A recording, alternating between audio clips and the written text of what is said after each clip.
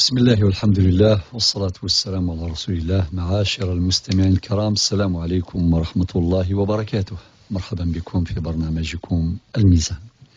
الميزان في رمضان.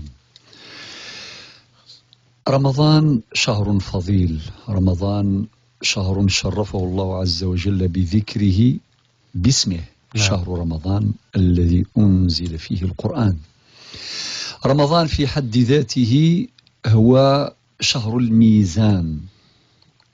شهر الميزان لأنه يضبط الموازين المختلة في حياة الإنسان. فهذا الميزان الذي نتعلمه، أو هذه الموازين التي نتعلمها في هذا الشهر الفضيل كثيرة جدا. أذكر أهمها. أولا، ضبط ميزان التقوى. التقوى رأس الأمر كله. التقوى مفتاح لكل خير. التقوى مدعاة إلى تحقيق محبة الله عز وجل، لقوله تعالى: إن الله يحب المتقين. التقوى مفتاح الرزق، لقوله تعالى: ومن يتق الله يجعل له مخرجا ويرزقه من حيث لا يحتسب. التقوى مدعاة لحسن العاقبة، لقوله تعالى: والعاقبة للمتقين. وقد قال ربنا في أي القرآن في سورة البقرة الآية 183: يا أيها الذين آمنوا كتب عليكم الصيام كما كتب على الذين من قبلكم لعلكم تتقون. إذن ضبط ميزان التقوى، والتقوى رأس الأمر كله. الميزان الثاني هو الطاعات. الإنسان سيجتهد حتما في هذا الشهر الفضيل، سيجتهد حتما. المجتهدون يزدادون اجتهادا في الطاعات والقربات والباقيات الصالحات، والذين لا يجتهدون في سائر الأشهر سيجتهدون حتما، لأن الجو العام يساعد على تحقيق هذا الاجتهاد.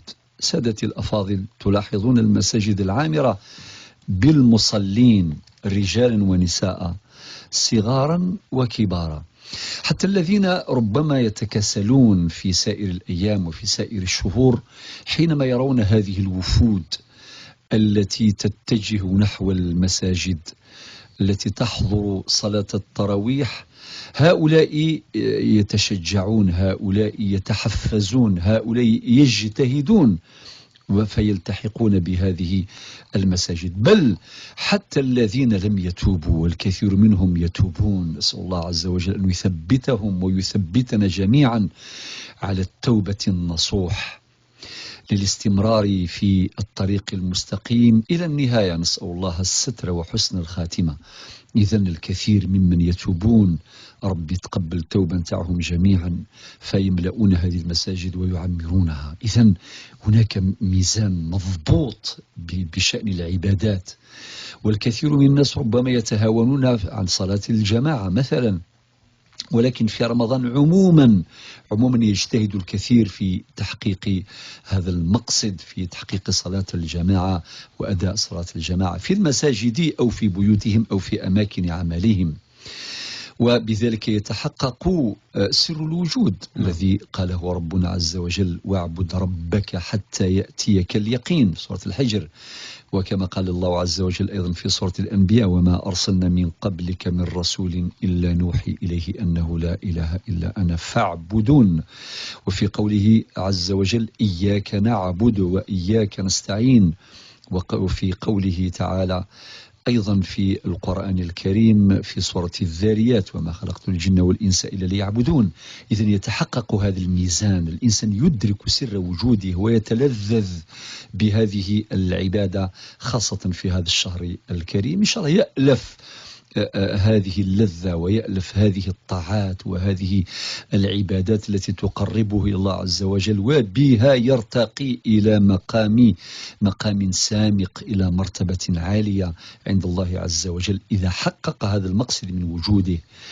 وهناك الميزان الثالث يتعلق بالجانب التربوي. سادتي الأفاضل، شهر رمضان يحقق لنا هذا الميزان. إذ يتحرر الصائم من المألوفات. هناك مألوفات، كاين اللي موالف الصباح يشرب قهوة مش عارف فيه وكذا وكذا إلى آخره، هذه مألوفات. وكان اللي يشرب القهوة نتاع العشية والغدا نتاع النهار وهكذا وهكذا. فبالتالي إذن يتحرر من هذه المألوفات، والتحرر من هذه المألوفات هو في الحقيقة ميزان نحتاج إليه تماما لنتعود عليه في سائر الأيام، ونعود أنفسنا على الصبر. الإنسان يمكن يصبر. بالمناسبة نفتح قوس مهم جدا بالنسبة للناس اللي عندهم العادة السيئة اللي هي التدخين، والكثير منهم يا أخي محمد صالح تخلى عن هذه العادة في رمضان. نعم. يتركها. فبالتالي إذن نذكروا الناس اللي مازال ما دخلوش في هذه المحاولة، إن شاء الله ربي يوفقهم باش يتخلوا عن حتى الأمور المباحات. الإنسان يتخلى عنها ويتحرر منها في نهار رمضان، ويعود نفسه على الصبر حتى على المباحات. فكيف بالأمور التي تضر وتدمر كيان الإنسان المادي والمعنوي. وكذلك في الميزان التربوي دائما إشعار الصائمين بنعم الله عز وجل. ممكن الإنسان ما يعرف قيمة الماء إلا في شهر رمضان، يعرف هذه القيمة الغالية جدا، ونعمة الغذاء ونعمة الماء، نعم كثيرة لابد أن يستشعرها الإنسان في هذا الشهر ثم يتعود عليها. لماذا؟ ليظل دائما من الشاكرين. وقد قال ربنا عز وجل: ولئن شكرتم لأزيدنكم. وقال أيضا في سورة الفاتحة: الحمد لله رب العالمين. وقال أيضا: وسيجزي الله الشاكرين. وقال أيضا: وقليل من عبادي الشكور. إذن الإنسان يألف هذا الشكر ويحمد الله عز وجل على نعم الله عز وجل التي لا تعد ولا تحصى، لقوله تعالى: وإن تعدوا نعمة الله لا تحصوها. دائما في الجانب التربوي التحرر من الكسل. ولكن أنا يؤسفني كما يؤسفكم سادتي الأفاضل بعض الناس، باش ما نقولش معظم الناس، بعض الناس يتكاسلون كثيرا في رمضان. وللأسف الشديد إذا كان يخدم، يقول لك إذا كان يخدم 8 سوايع ربما أو 6 سوايع أو 5 سوايع في سائر الأيام، ممكن هذا المرة في شهر رمضان يتقلل مردوده، يقل مردوده إلى حد مخيف، ومعظم الوقت كسل ونوم وتعب وإرهاق، هكذا يظهر عليه. جاب ربي والله أعلم. أنه حينما نقرأ عن تاريخنا الإسلامي المشرق نجد شهر الصيام هو شهر الانتصارات، هو شهر المنجزات، هو شهر الفتوحات، وليس شهر الانتكاسات. نسأل الله العفو والعافية. إذن ذاك الرقاد بلا حدود بزاف يعني في كثير من أماكن العمل دون أن أذكر. وبعض المساجد تلقى معمرة، المساجد اللي يدخل يصلي ركعتين تحية المسجد ربما لا يجد مكان يصلي فيه، الناس قاع راقدين ولا يختارون حتى الأماكن. مانيش نتكلم على الناس المسافرين، ربما واحد تعبان وكذا لا حرج عليه أن يرتاح قليلا في المسجد، نعم. ولكن ذلك الظاهرة اللي راهي الآن كثير من الناس يشتكون منها، تلقاهم موزعين في الجامع حتى قدام في المحراب وامام المحراب وكل الجهات نتاع المسجد، ولا حول ولا قوه الا بالله. حتى الانسان كي يدخل باش يصلي ركعتين او يؤدي فريضه يعني عليه ما صلاهاش، ربما لا يجد مكانا، ولا حول ولا قوه الا بالله. اذا حبيت نقول ما يلزمش نربطوا هذا رمضان بالكسل وبالخمول الى اخره. والان رانا في زمن الوسائل متوفره جدا، كل شيء متوفر. قلت الزمان في الزمن المشرق، الله يبارك، شهر الانجازات، شهر الفتوحات، شهر الانتصارات. وكاين الناس يديروا الفلاحه، هذا رفدنا ميير، رحنا الخلا، هذا مييران، وهذا السروثن، وهذا الزيزديان، والخير ربح. ثم نسال الله اعلم المحنه مقرانت الا وندا ميديو سوا قول رمضان معنا ذاك قول نتفنينت مثل الشغل من كل حاجه غالد من بعد رمضان من بعد يعني ماشي كلات الامور ابدا. لذلك يا جماعه الخير هذا في الميزان التربوي. والميزان الثالث، الميزان الرابع، هو تنظيم حياة المسلمين. هذا أيضا ميزان مهم جدا. يعني أوقات السحور وأوقات الإفطار شيء جميل جدا. واحد كي يخرج يعني قبل المغرب بقليل يشوف ناس كامل الله يبارك، إما راهم في ديارهم ولا راهم في المساجد، هدوء تام. يعني نجرب واحد اللحظات عزيزة حلوة لطيفة ما شاء الله، واحد السكينة واحد الطمأنينة ما شاء الله. إذن سيدي ندربوا على هذا الشيء، يعني باش نخليو أيضا لأنه سائر الأيام ازدحام وزحمة وما كانش تنظيم للأوقات ولا مراعاة لقيمة الزمن. إذن الميزان يتحقق في رمضان ونتدرب عليه ما بعد رمضان، لأن في كل مرة نتساءل ما كيف يكون حالنا بعد رمضان. والميزان الخامس وهو ميزان في الحقيقة أسري نركز على الأسرة، حيث يجتمع شمل الأسرة. وحنا عارفين يا جماعة الخير، وكلنا ربما أو معظمنا يشتكي مما سأقوله الآن. الأسرة مشتتة جدا جدا. نعم. لا يجمعنا لا وقت الإفطار ولا وقت ولا وقت العشاء ولا شيء. نعم. ولكن الحمد لله على الأقل في هذا الشهر يجتمع الشتات، يجتمع شمل الأسرة على مائدة واحدة وفي وقت واحد، على الأقل في وقتين، وقت الإفطار ووقت السحور. وهذا أيضا مقصد باش على الأقل أفراد الأسرة كل هذا يشوف في الآخر، يسمع من الآخر ويتكلم على الآخر. ويريد أيضا هذه الأسرة أيضا تمارس بعض العبادات يعني سويا، كالتراويح مثلا. نعم، ولكن يصلي في المسجد. نعم، ولكن ممكن يخلي ركعتين 4 ركعات قبل السحور مثلا يصليها مع العائلة، ويتدرب الصغار والناس اللي ربما مرضى داخل الأسرة ما عندهمش فرصة باش يروحوا يحضروا صلاة الجماعة وصلاة التراويح في المسجد، على الأقل لا يحرمون من صلاة النافلة جماعة داخل الأسرة. هذا مقصد أيضا خامس. المقصد السادس مقصد اجتماعي، زرع الإحساس بآلام الفقراء وقلوب وكذلك زرع الرغبة في ما يسمى قيمة التكافل الاجتماعي والتضامن بين الناس. وهذا الحمد لله في الحقيقة شهر رمضان يستوي فيه الأسخياء مع البخلاء، أو يستوي البخلاء مع الأسخياء.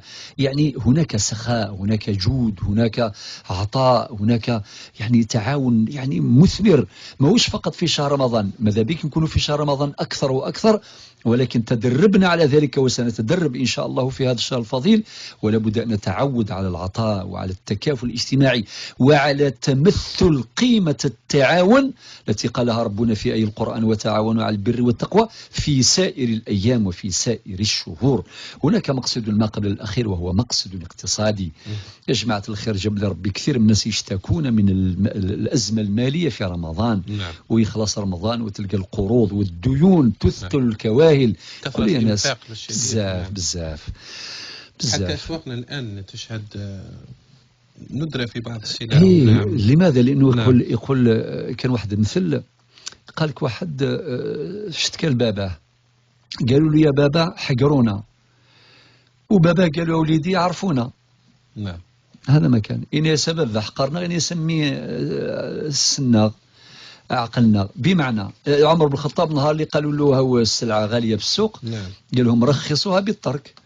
إذا كان يعني التجار يشوفون احنا نشريو بزاف ومهما كانت السلعة غالية إلى آخره، طبعا كاين منهم يعني كاين التجار ما شاء الله يخافوا ربي كاين ينقسم الأسعار في شهر رمضان. نعم. وهذو نحييهم ربي يجازيهم خير.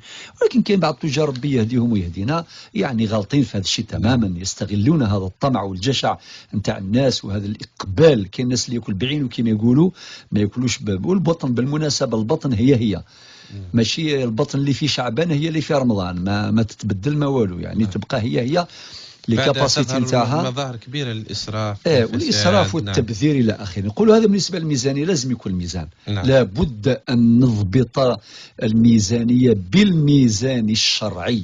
ثم آخر مقصد وهو مقصد صحي، راحة المعدة وإعلاء الجانب الروحي على الجانب المادي. لابد أن يتحقق ذلك في شهر رمضان وتتحقق المقاصد الصحية. ماهوش بعد رمضان تلقى الناس بزاف يروحوا للسبيطار وتظهر فيهم أمراض وكذا وكذا. نسأل الله أن يوفقنا جميعا لتحقيق هذه الموازين في شهر رمضان الفضيل.